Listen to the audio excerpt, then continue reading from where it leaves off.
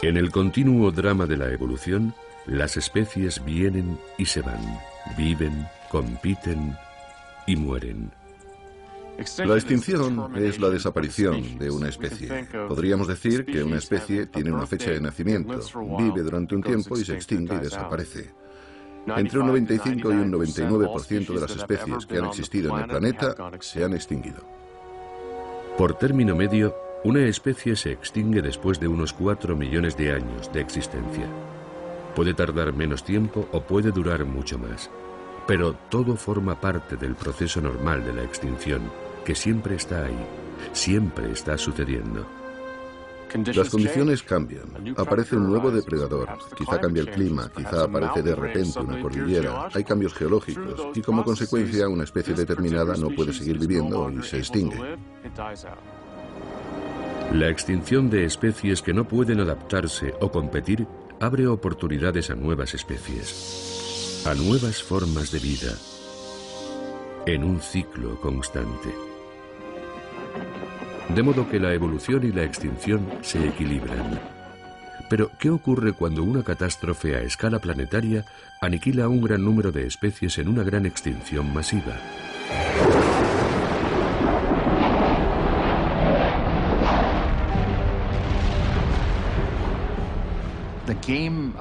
El juego de la evolución cambia sus reglas un poco cuando se produce uno de estos casos de extinción masiva. De repente es como un nuevo comienzo. Y fue uno de esos nuevos comienzos lo que hizo posible nuestra existencia después de una extinción masiva hace 65 millones de años. Ahora puede que seamos nosotros los causantes de la siguiente, pero quizá esta vez no tengamos tanta suerte al enfrentarnos a la prueba más dura de la evolución.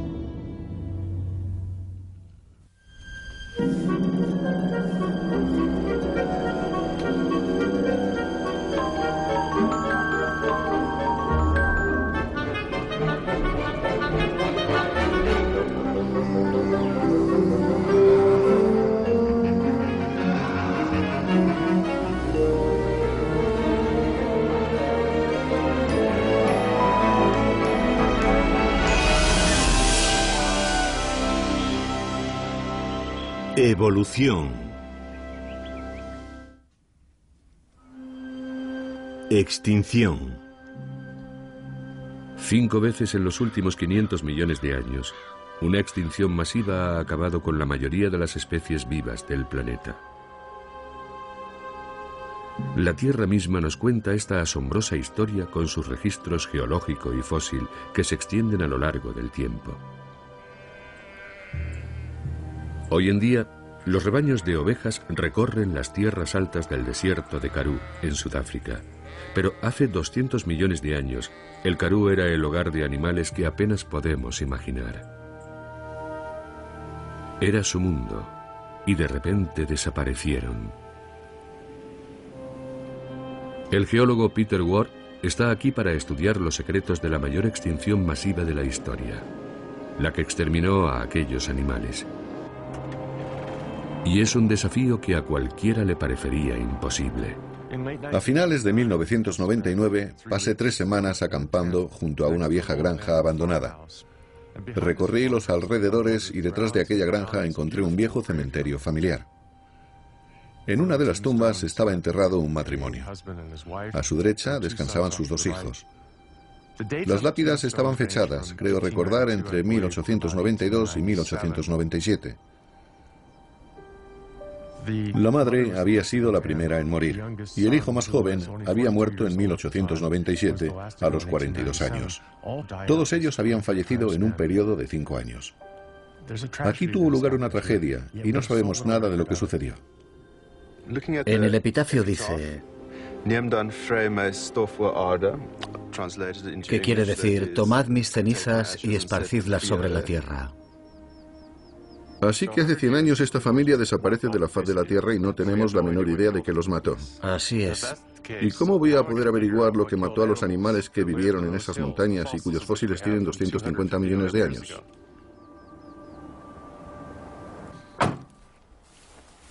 Hace 250 millones de años terminó el período geológico conocido como Pérmico.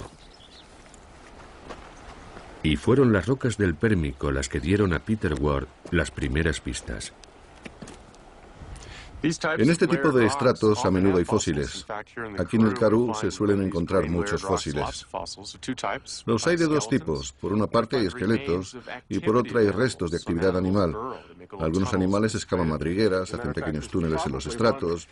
Probablemente hubo uno ahí detrás. Esto puede ser un hueso o una madriguera. Aquí hay un resto de un animal excavador de algún tipo que vivió y excavó en estos estratos. Eso nos indica que aquí no solo había grandes animales vertebrados, sino una gran diversidad de animales más pequeños. A veces se morían solos, a veces los cazaban los depredadores. Sus esqueletos cayeron en estos sedimentos y son los fósiles que encontramos. El Museo Sudafricano de Ciudad del Cabo alberga fósiles de docenas de especies procedentes de ese mundo perdido del Pérmico. Iba por un camino en el campo y allí, en mitad del camino, vi un pequeño fragmento de hueso que sobresalía de la pizarra. Cogí la piqueta y empecé a limpiarlo de tierra y me encontré con esto, la parte posterior del cráneo. Seguí bajando hacia el morro y cuando encontré el colmillo, este bonito colmillo facetado, supe que tenía un cráneo completo. Entonces empecé con la larga tarea de desenterrar la parte posterior del cráneo, limpiando vértebra tras vértebra, en esta dirección, donde empezaban a verse las costillas. Y 3 horas después supe que era un esqueleto de listrosaurio completo y articulado. Los listrosaurios eran los herbívoros más comunes del Pérmico. Los gorgonópsidos, feroces depredadores de hasta 3 metros de largo, dominaban las llanuras.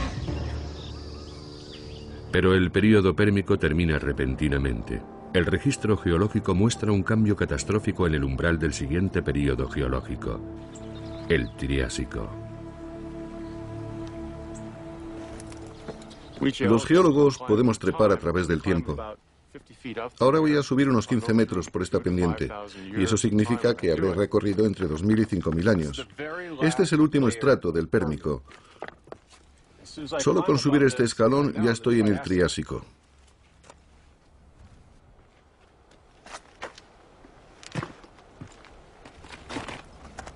Ahora estoy sentado en el lecho más bajo del Triásico. No encontramos fósiles. Todos los animales del Pérmico que vimos ahí abajo han desaparecido por completo. Sabemos que unos pocos sobrevivieron, porque volvemos a encontrar un par de especies más arriba, pero en estos niveles no encontramos nada. Y no solo no hay fósiles, tampoco hay madrigueras, ni túneles, ni restos de actividad animal alguna. Lo único que vemos son capas de roca que se formaron en la ausencia de vida animal. Tan catastrófica fue esta extinción masiva que ni siquiera los animales más pequeños sobrevivieron. Se extinguieron los poderosos y los débiles. Este lugar está muerto. ¿Qué pudo provocar tal destrucción? ¿Qué pudo convertir el día en una noche aparentemente interminable? Pudo ser la colisión de un cometa, como sugieren hallazgos recientes, o una combinación de diferentes factores.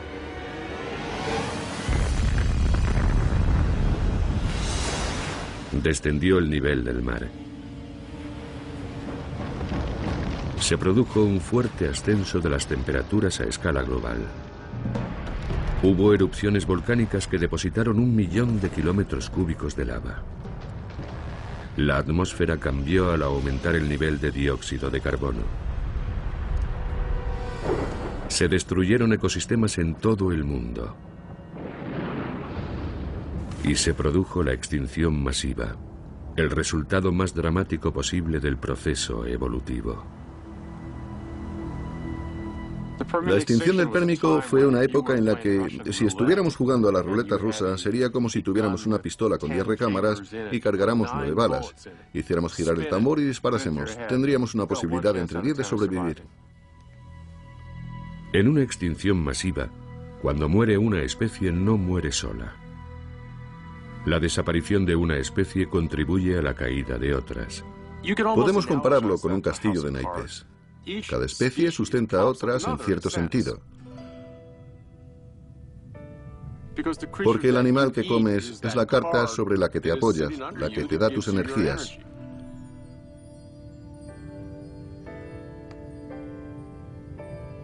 Ahora vamos a imaginar que empezamos a quitar cartas, una detrás de otra. Eso es lo que hace una extinción masiva, ¿no? Empieza a eliminar una especie aquí, otra especie allá, y pronto empiezan a desaparecer muchas especies.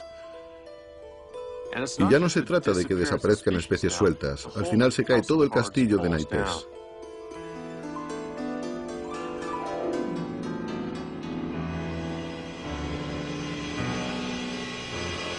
Se trata de un efecto en cadena, y en eso consiste una extinción masiva.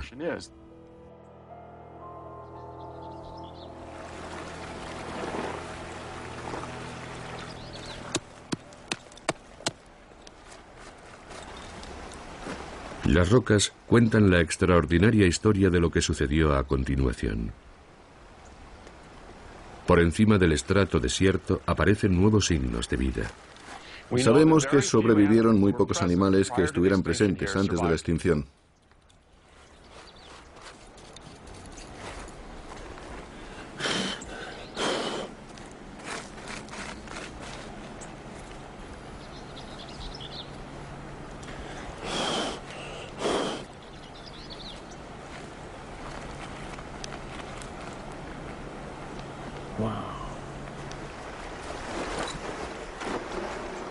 Acabo de encontrar un reptil mamíferoide carnívoro en un estrato que se encuentra justo encima de la extinción masiva.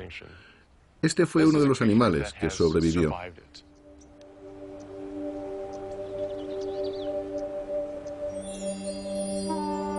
Los reptiles mamíferoides parecían cruces entre perros y lagartos. Pero no fueron los únicos supervivientes.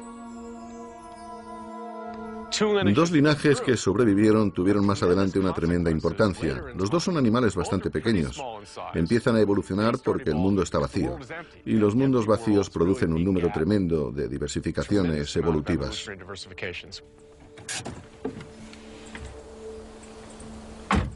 Encontramos testimonios de lo que iba a ocurrir en una de las mejores colecciones de fósiles posteriores a la extinción. Una colección reunida por una sola familia a lo largo de 3 generaciones. De todos los cráneos que hay en este museo, este es mi favorito. Este animal es el precursor de los dinosaurios. Y al mismo tiempo que existe este animal, al principio del periodo Triásico, encontramos un segundo pequeño carnívoro muy diferente. Este pequeño cráneo es de la especie que lleva hasta nosotros. Dos de estos depredadores, el pequeño mamífero y el animal reptiliano de mayor tamaño del que vendrán los dinosaurios, se enfrentan en una competición a muerte. Y en el periodo Jurásico hay un claro ganador: los dinosaurios. Los primeros dinosaurios tardaron alrededor de 20 millones de años en evolucionar hasta convertirse en las criaturas gigantes en las que pensamos hoy en día. Los dinosaurios se hacen grandes, alcanzan una diversidad enorme, con todo tipo de adaptaciones extrañas, con armaduras, hay animales depredadores, animales voladores, y se convierten en los animales que dominan el paisaje. Y los mamíferos se refugian en las sombras. Son pequeños, como musarañas o como ratas. Se parecen a algunos de los animales menos impresionantes que conocemos en la actualidad. A Michael Novacek le han fascinado los dinosaurios desde que leyó sobre una serie de expediciones al desierto del Gobi. Mi historia personal con el Gobi empezó hace mucho tiempo. Yo tenía 7 años. Había un explorador muy famoso, Roy Chapman Andrews, que quería ir a Asia Central a buscar restos de humanos primitivos y que terminó encontrando una gran cantidad de dinosaurios. Escribió libros y a los niños les encantaban, y yo era uno de aquellos niños. En los años 30, Roy Chapman Andrews hizo varios viajes al Gobi. Viajaba a lo grande, con 6 automóviles, un equipo de científicos y 100 camellos. No encontró restos de humanos primitivos, pero en cambio se topó con algo mucho más antiguo. Conservados en la piedra caliza, había huesos y huevos de dinosaurios de hacía 80 millones de años. y también fósiles de pequeños mamíferos. Los mamíferos eran parte de los asombrosos hallazgos que hizo la expedición de Andrews. No eran lo más espectacular. Muchos de aquellos mamíferos son muy pequeños, diminutos. Pero eran muy importantes para la ciencia, porque entonces no se sabía prácticamente nada sobre los mamíferos más antiguos que hubieran vivido a la vez que los dinosaurios hace casi 100 millones de años. El desierto del Gobi es uno de los lugares más aislados del mundo. Cuando China volvió a permitir el acceso a científicos extranjeros hace más de una década, hubo toda una peregrinación. Muchos, entre ellos miembros del equipo de Novacek, buscaban fósiles de dinosaurios. En el desierto encontraron lo que buscaban: más de aquellos extraños huevos de dinosaurio. Pero esta vez, Novacek buscaba algo aún más extraño. En realidad íbamos un poco más hacia el oeste, pero por el camino se quedó atascado el camión cisterna y hubo que parar para desatascarlo. Y mientras lo liberaban, algunos cogimos un par de jeeps y nos acercamos a una pequeña loma. De repente me encontré un cráneo de mamífero en el suelo. Y cada 15 minutos alguien decía: «Tengo otro mamífero». Y yo decía: «Aquí hay otro». Para la hora de comer teníamos como 50 cráneos de mamíferos. Ya teníamos más de la cantidad descubierta en el Gobi en un periodo de 7 décadas.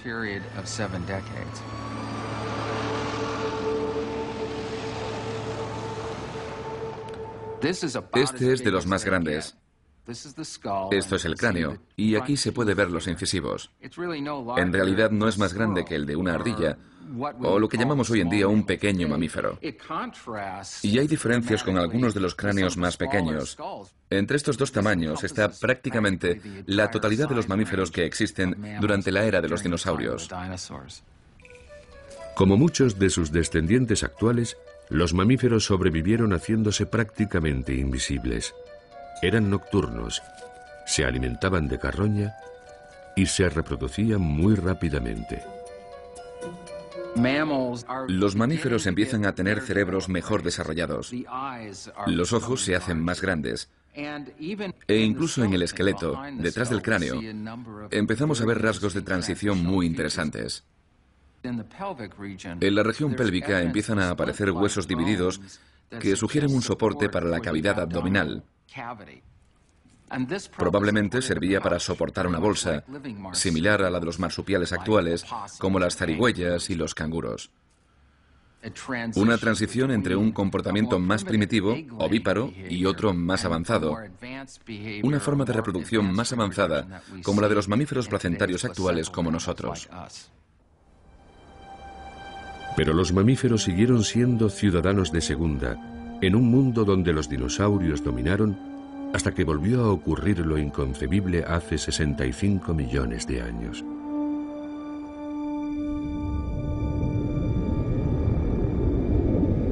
Se cree que un asteroide mayor que el monte Everest colisionó con la Tierra a 40.000 kilómetros por hora.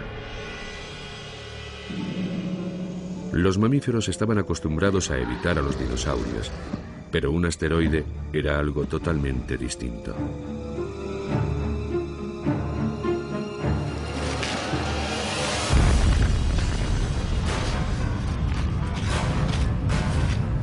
Conocido como el evento Kate, el impacto cambió por completo la vida en la Tierra.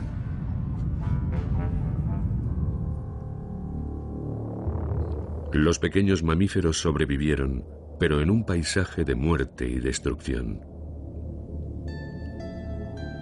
El castillo de naipes construido desde la anterior extinción masiva se hundió, pero esta vez la peor parte fue para los dinosaurios. Sin casi lugares donde esconderse, menos comida e incapaces de proteger a sus huevos o crías, los dinosaurios se extinguieron y los mamíferos consiguieron sobrevivir.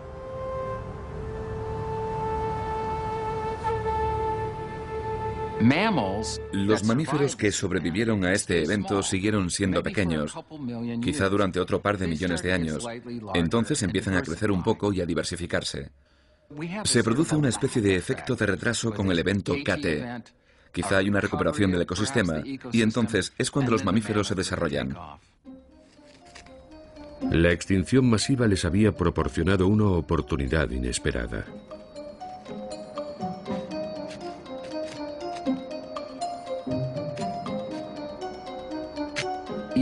Se puede pensar en los mamíferos tras el efecto Kate como colonizadores.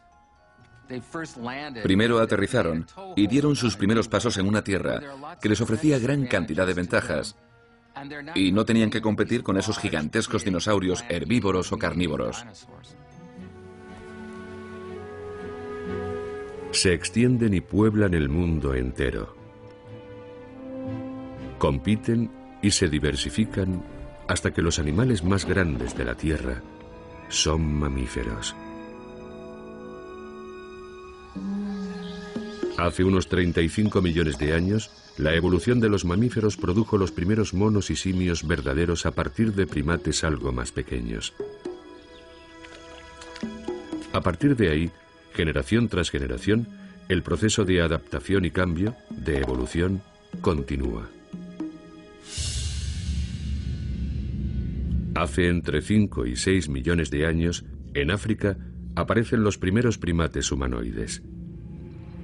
Algunos de sus descendientes desempeñarían un papel sin precedentes en el futuro de la evolución. Dejaron sus huesos en el fondo de los valles, en cuevas y lechos de lagos. Empezaron a caminar erguidos. Imprimieron sus huellas en cenizas volcánicas que se endurecieron. Un linaje se separó. Algunas especies se extinguieron, mientras otras evolucionaban convirtiéndose en los antepasados de los humanos modernos.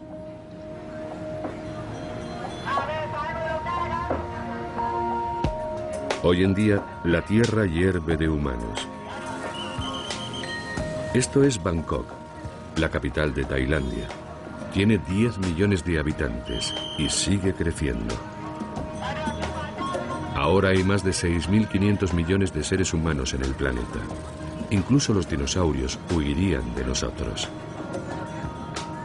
Hemos provocado un aumento radical del ritmo de extinción. Ahora es más de 100 veces superior a lo normal.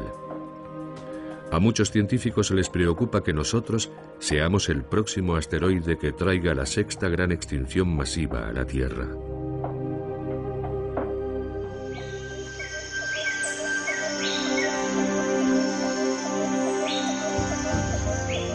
Estamos en el Parque Nacional de Caen Krachan. Población 0 habitantes en una extensión que dobla la de Bangkok. Es lo que parece un mundo oculto, virgen, intemporal. A algo menos de 500 kilómetros de Bangkok, esta selva está protegida por barreras naturales. La cordillera de Tenasserim la atraviesa formando un terreno abrupto y accidentado. La selva es muy densa. El río Petsaburi puede ser difícil de navegar. Pero nadie sabe si los animales que viven aquí están escondidos o han desaparecido del bosque.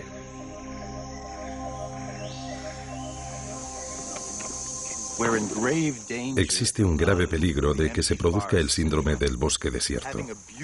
Un bosque frondoso y aparentemente intacto en la superficie. Pero en su interior los componentes naturales que mantienen el flujo de energía que hace funcionar el sistema se han roto. Hay quien dice, ¿qué importa si se pierde un componente? ¿Qué importa que desaparezca el rinoceronte de Sumatra? Que se pierdan todas las especies de civeta u otras.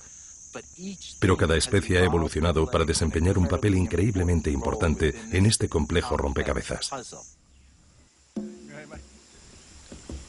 Alan Rabinovich quiere saber si Caen Krachan se ha librado de los altísimos índices de extinción que existen en todas partes.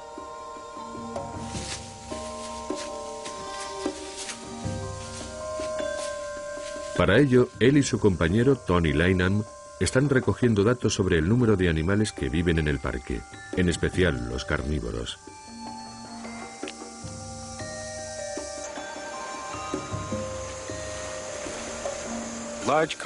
Los grandes carnívoros como los tigres suelen ser los primeros animales que desaparecen de un sistema. Si llegas a una zona y encuentras signos relativamente abundantes de grandes carnívoros, sabes lo que tienes delante.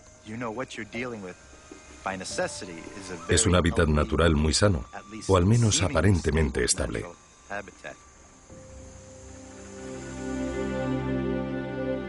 Un hábitat típico funciona así.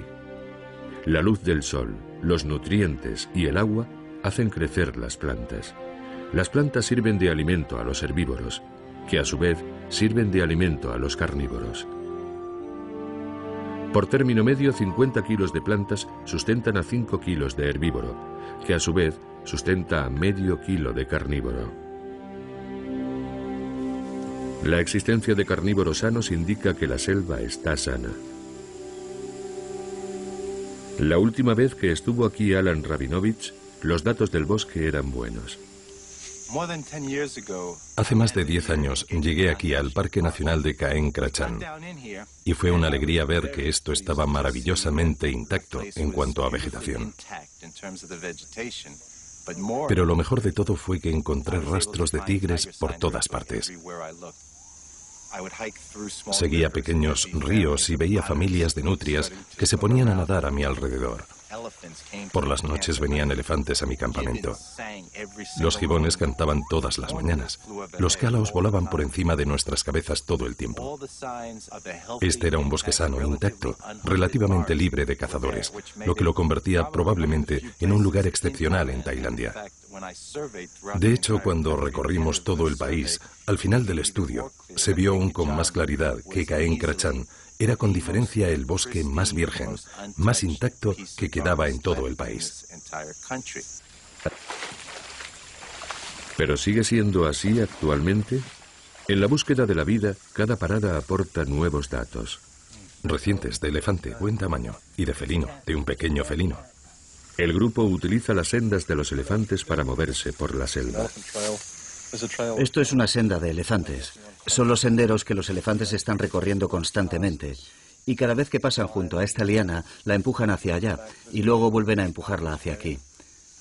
Por eso se ha pelado la corteza así. En el parque hay otros 3 equipos recogiendo unas cámaras especiales con sensores de movimiento que se colocaron cuidadosamente hace un mes. Las llamadas cámaras trampa toman una foto cada vez que pasa por delante de ellas un animal. Se ha quedado sin batería, parece. La cámara ha hecho un rollo entero de película y se ha rebobinado, así que tenemos aquí 36 fotos. Lo que nos permiten hacer las cámaras trampa es recoger datos concretos sobre los animales que nos ayudan a cuantificarlos. Una cosa es decir, mira, hay signos de tigres por todas partes, y otra decir, en este estudio hemos tomado fotos de un mínimo de un número X de tigres. Las cámaras son como un observador invisible. En un día, una cámara trampa puede fotografiar más tigres de los que Rabinovich podría ver en meses. Yo diría que acampemos aquí. Mañana bajamos por el río y revisamos esta zona. Y vemos si hay rastros de cocodrilos siameses. ¿Ahí es donde piensas que puede haber cocodrilos siameses? Sí. Eso sería increíble. Sí, eso sería algo especial. El cocodrilo siamés es una especie que hace 30 años se encontraba en todas las selvas tropicales de Asia. Pero han sido cazados sin descanso por su piel. Hace más de una década que no se ha visto a ninguno.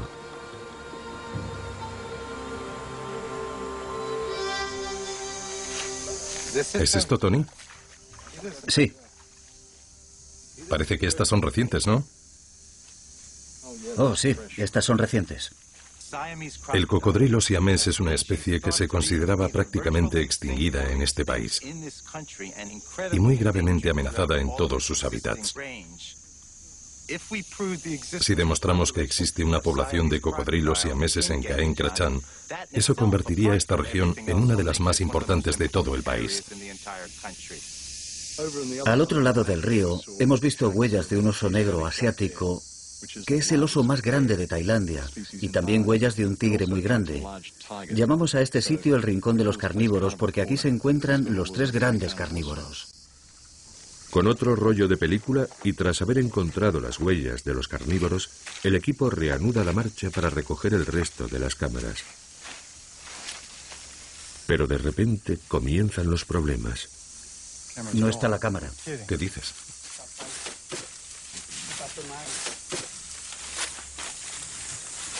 La cámara ha desaparecido. ¿Pero dónde demonios está?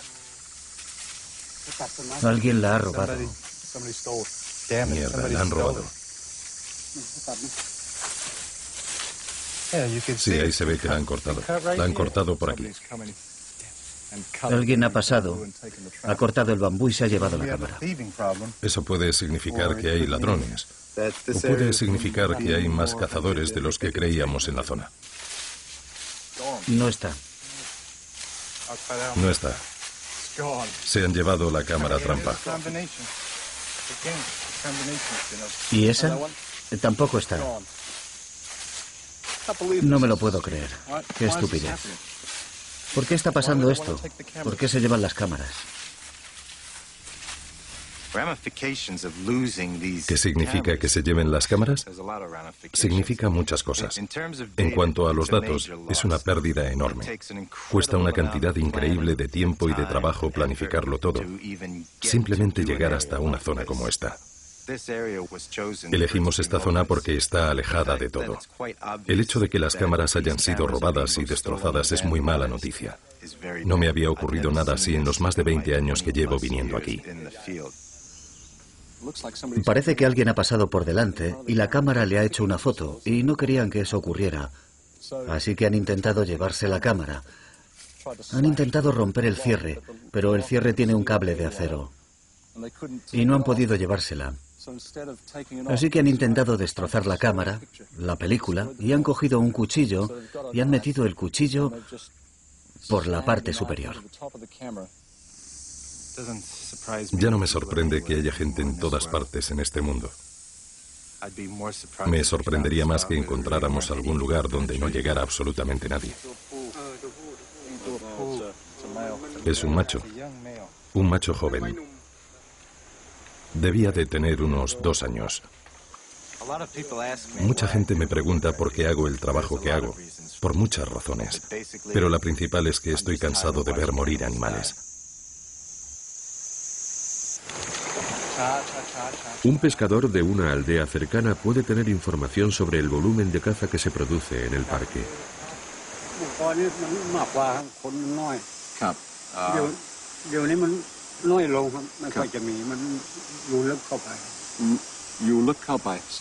Ahora hay menos tigres que antes porque hay mucha más gente y los tigres se esconden en lo más profundo de la selva.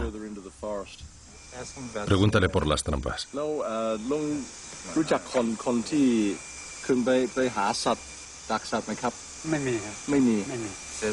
Dice que ellos no utilizan trampas, que no cazan, que aquí no hay cazadores. Me da la impresión de que es una verdad a medias.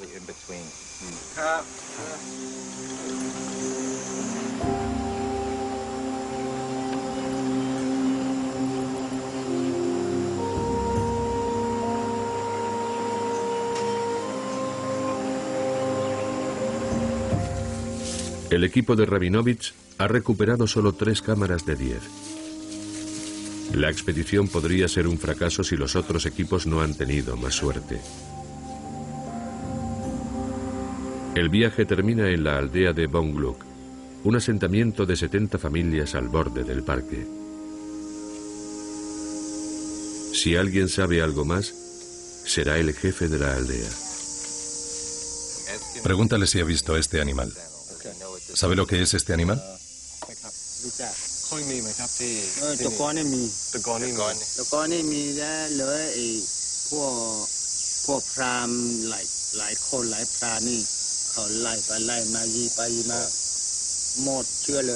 Ah, vale. Dice que antes había rinocerontes aquí, pero que los cazadores han acabado con ellos.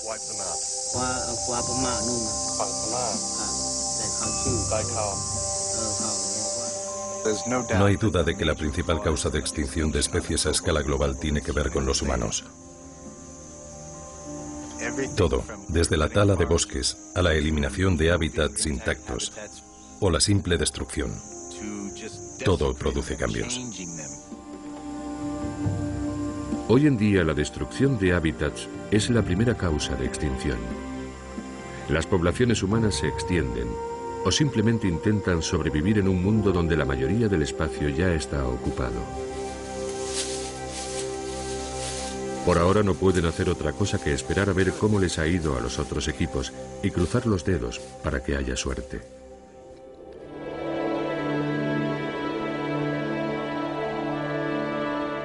Tailandia no es un caso único. Hawái es otro lugar que en un tiempo estuvo aislado.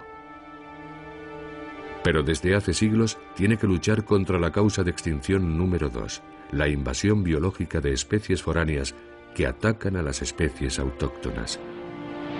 Nacidas de la lava de volcanes submarinos, al principio las islas del archipiélago hawaiano estaban desiertas, por lo que todas las especies eran invasoras. El mar llevó hasta allí la vida. Llegaron arañas transportadas por el viento en sus telarañas. Pájaros empujados por las tormentas que llevaban pasajeros animales y semillas de plantas. Miles de viajeros llegaron por mar y aire. Y evolucionaron dando origen a especies que no existían en ningún otro lugar de la Tierra. Con poca competencia y apenas depredadores, habían encontrado un paraíso. Pero ahora el paraíso se encuentra asediado. El paleoecólogo David Barney, que ha venido aquí con su hijo, está explorando la isla hawaiana de Kauai para comprender mejor lo que ocurrió después de que llegaran aquí los polinesios alrededor del año 600 después de Cristo.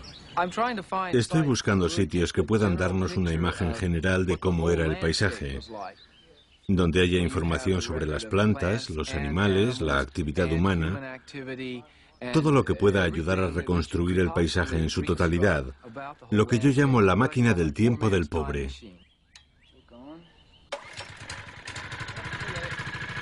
La máquina del tiempo es una dolina en la que el barro y el agua han conservado 10.000 años de historia evolutiva de Hawái. Con 2 pequeños generadores y mangueras, Barney la drena todos los días. A mí me gusta pensar que es como abrir una ventana al pasado, como descender al pasado en busca de todos esos fósiles diferentes que te dan detalles de casi todo lo que había en cada momento. A menudo recuperamos grandes cantidades de material muy bien conservado. Por ejemplo, huesos de diferentes aves y caracoles, incluso plantas aún desconocidas para la ciencia. Es un trabajo aburrido y sucio, pero el barro conserva los restos a la perfección. Un día cualquiera, Barney puede extraer 500 kilos de sedimentos de la dolina. Un grupo de voluntarios los lava y los examina en busca de fósiles y artefactos. En cuanto los polinesios llegan aquí, encontramos evidencias de grandes cambios. La razón es que los polinesios no llegaron solos. Traían consigo invasores biológicos, plantas, perros, cerdos, ratas, nuevos depredadores que se alimentaban de las especies nativas y las desplazaban. Aquí tenemos a uno de los culpables. Una mandíbula de rata del Pacífico de unos 1000 años de antigüedad. Cuando llegan estas, muchas de las especies nativas empiezan a desaparecer. Los sedimentos nos cuentan la historia. A lo largo del milenio siguiente, la población humana crece. Al principio hablamos de un número relativamente pequeño de personas que llegaron en canoas polinesias. No pudieron ser tantas. Pero con el tiempo, la población de la isla, todavía en la prehistoria, debió llegar a unas cifras similares a las de la población actual. Aquí había mucha gente. Y los humanos transformaron enormemente el paisaje. Cortaron árboles, quemaron praderas y matorral, y el resultado de estas transformaciones fue que los animales más pequeños empezaron a extinguirse. Cuando llega aquí el capitán Cook, se produce la mayor oleada de invasiones biológicas. De repente aparecen gran cantidad de huesos y dientes de cabra en esos estratos. De repente hay muchos menos pájaros y árboles. Los polinesios trajeron un pequeño número de especies cuando llegaron. Los europeos traen cientos y cientos de especies. Ahora estamos en un punto en el que hay unas 1000 especies nativas de plantas en las islas de Hawái y más de 1000 especies invasoras que han traído los humanos. La evolución ha entrado en una nueva etapa. Está ocurriendo algo totalmente nuevo y está directamente relacionado con el efecto del hombre sobre el proceso evolutivo.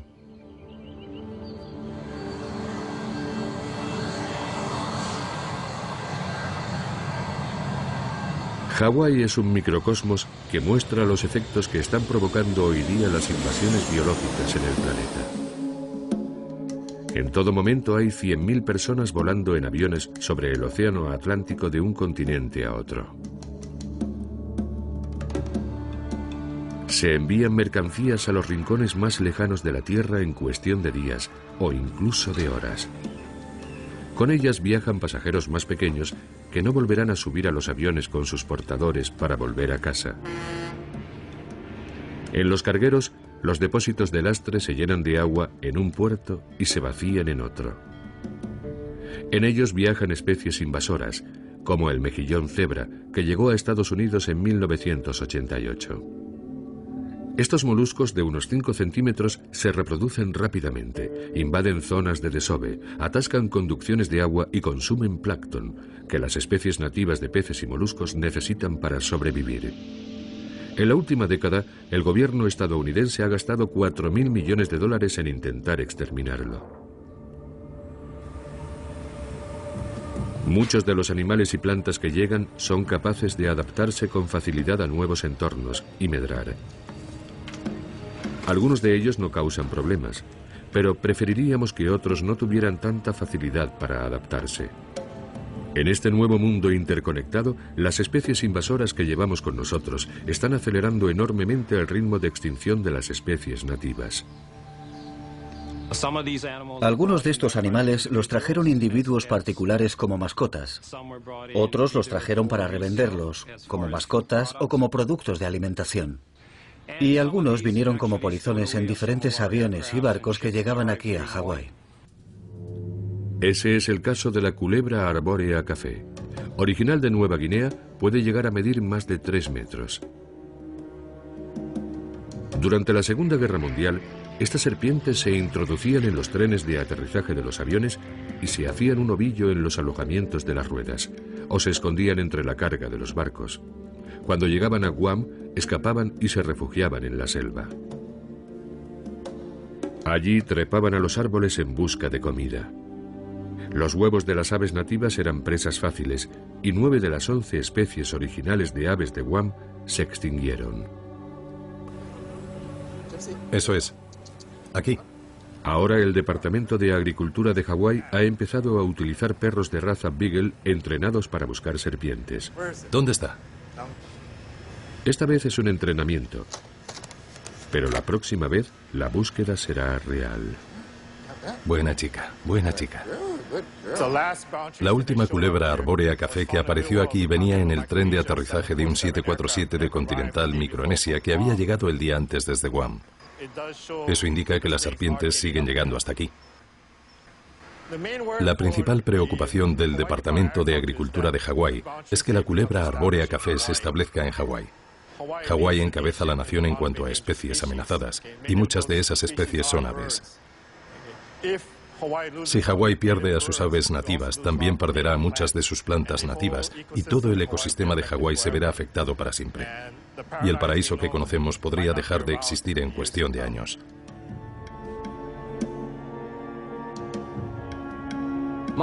Yo diría que de todas las cosas que le hemos hecho al planeta hasta ahora, como el cambio climático, los efectos en la atmósfera, lo que le hemos hecho al agua, los problemas de contaminación, todo eso está muy mal. Pero creo, por lo que sé ahora, que de las cosas que hemos hecho, lo más visible en el registro fósil dentro de 1 millón de años tendrá que ver con estas invasiones biológicas.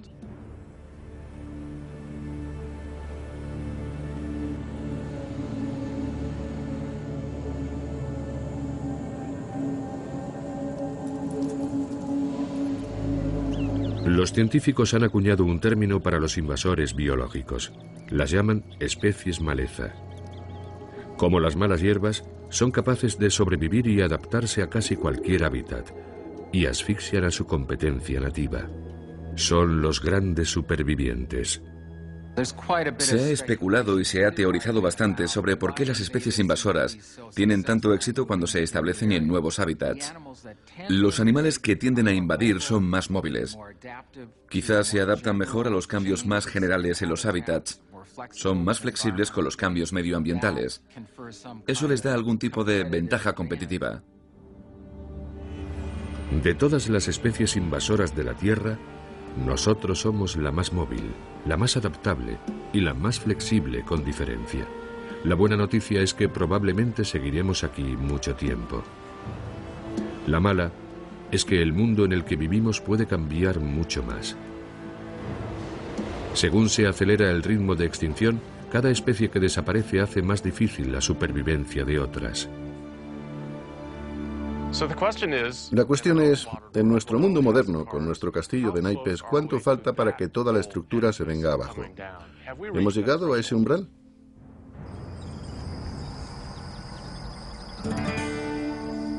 Este es el estado de las grandes llanuras, Dakota del Norte, tierra de granjas. Es donde se está librando una de las batallas contra la extinción provocada por el ser humano. Solo que esta vez estamos enfrentando a un invasor biológico contra otro. Aquí el enemigo es una planta llamada Euphorbia esula o Lechetrezna frondosa, una planta tan adaptable y resistente que está amenazando con exterminar las hierbas nativas. Ya se ha extendido por más de 4.000 kilómetros cuadrados. Hace más de un siglo los pioneros la trajeron sin darse cuenta en los sacos de semillas.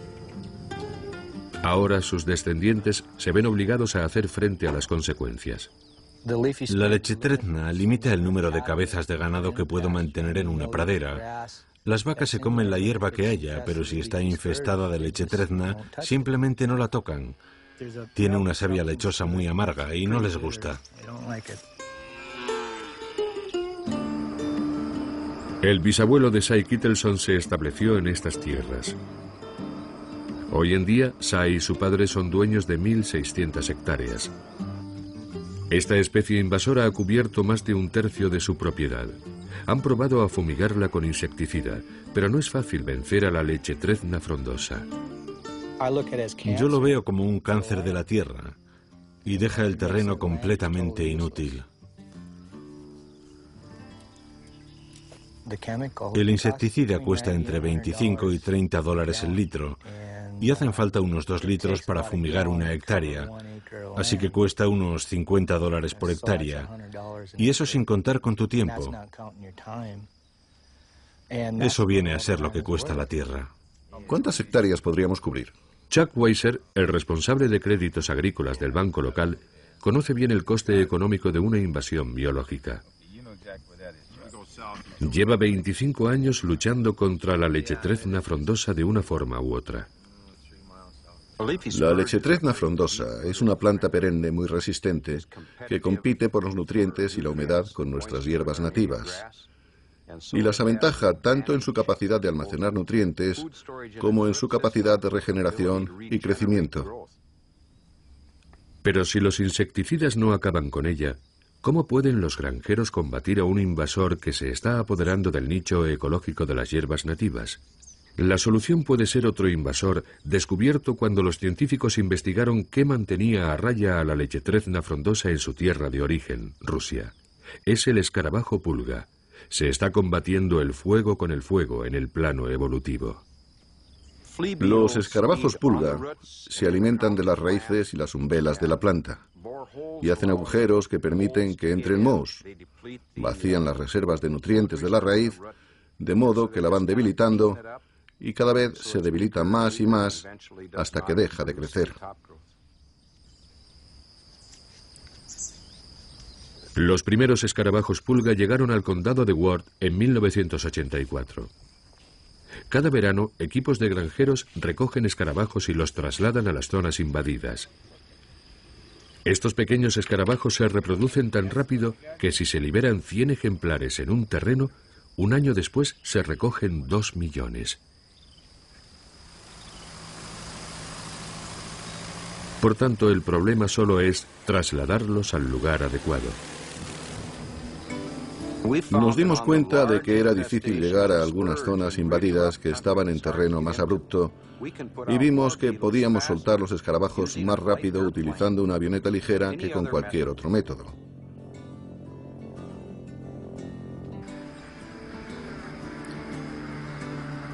En el vuelo de hoy hemos lanzado 150 botes con unos 5.000 escarabajos por cada bote. Hemos soltado del orden de 750.000 escarabajos. Las malas hierbas nos roban la vida. Si no hacemos algo, nos lo quitarán todo. Al principio no se notaba. Ahora, cada primavera, salgo y recojo esos escarabajos y los reparto por la tierra y estoy empezando a ver que está dando resultado. Sé que tardaremos bastante tiempo, pero estoy viendo resultados. La historia de la granja de Say es una historia esperanzadora. Nos enseña que no tenemos por qué cruzarnos de brazos y ver cómo se extinguen las especies nativas. Podemos contraatacar, pero eso requiere información que en ocasiones aún no tenemos.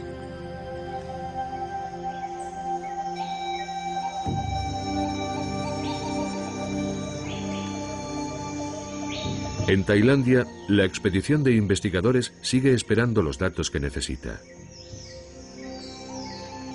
¿Llegarán los científicos a la conclusión de que ya es demasiado tarde para Caen Krachan?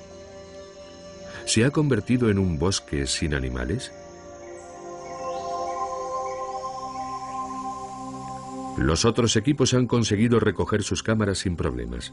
Tienen 32 rollos de película en total. Mira esto. Mira lo que tenemos aquí. ¡Qué maravilla! Pero tengo aquí una mejor para ti. Mira esta. ¡Qué maravilla de foto! Un tigre, un leopardo, otro leopardo. Otro tigre. Aquí está. ¡Madre mía! Mira. Parece que es un sambar. ¡Qué bonito tigre! Una foto estupenda. Esta es muy interesante. Cazadores furtivos o gente de la zona. Esto es el río Phetchaburi. Es la segunda ruta. ¿Este es el camino que recorrí hace 10 años? Sí. ¿Es ese? Una zona muy interesante. Mira este tapir. Un tapir, sí. Mira esto. Lo tenemos. Mira esto. Un cocodrilo siamés. Ahí está. Míralo. Un cocodrilo. Esta es la primera foto reciente de un cocodrilo siamés en Tailandia. Mientras estábamos durmiendo, mientras íbamos andando, cuando estábamos bañándonos en el río, todos estos animales estaban a nuestro alrededor. Los tigres estaban a nuestro alrededor, los leopardos. El cocodrilo siamés pudo haber estado en el agua, en otra parte del río, mientras nosotros estábamos lavándonos y refrescándonos. Desde luego estaba cerca de nosotros cuando estábamos en esta playa. Estoy seguro de que los tigres nos oyeron y algunos nos vieron. Estoy seguro de que los elefantes se quedaron inmóviles en mitad de la selva cuando pasamos cerca. Todavía quedan sitios donde continúan los procesos evolutivos naturales. La mayor parte de mi trabajo consiste en documentar especies al borde de la extinción, pero de cuando en cuando llegas a un sitio como este y piensas, no está todo perdido, todavía no. Desde luego está cerca, pero el conocimiento es nuestra arma más eficaz contra la extinción, de eso no hay la menor duda. Muchas especies corren cada vez más peligro, quizá de extinguirse a un ritmo mucho mayor de lo normal a causa de las actividades humanas. Pero no estamos en un punto sin retorno en absoluto. Estamos en mitad de un escenario muy complejo y cambiante. La evolución sigue adelante a nuestro alrededor. Si podemos frenar el ritmo de extinciones debidas a la actividad humana y evitar una extinción masiva provocada por el hombre, el ciclo natural de la vida y la muerte, de la extinción y la evolución, podrá desarrollarse a su propio ritmo, mientras nosotros seguimos aprendiendo de él. En 1859 Darwin escribió: "No tenemos por qué asombrarnos ante la extinción. Si debemos asombrarnos, que sea ante nuestra propia presunción al imaginar, aún por un momento, que entendemos las numerosas y complejas circunstancias de las que depende la existencia de cada especie. La aparición de nuevas formas y la desaparición de las viejas están unidas.